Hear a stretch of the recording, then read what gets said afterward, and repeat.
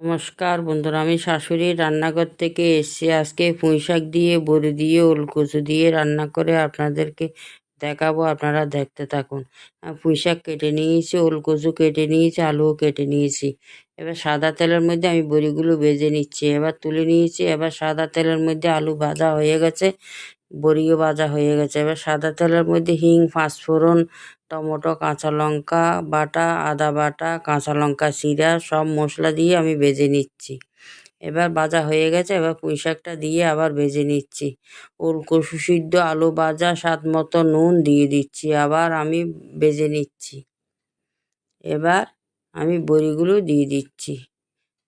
এবার উষ্ণ গরম জল আমি দিয়ে নেড়ে দিচ্ছি। আমার হয়ে গেছে। এবার গরম মশলা, ঘি, চিনি দিয়ে আমি নামিয়ে দিচ্ছি। এভাবে আপনারা একবার করে খাবেন, ভালো লাগবে। জয়গুরু। ওলকচু রান্না।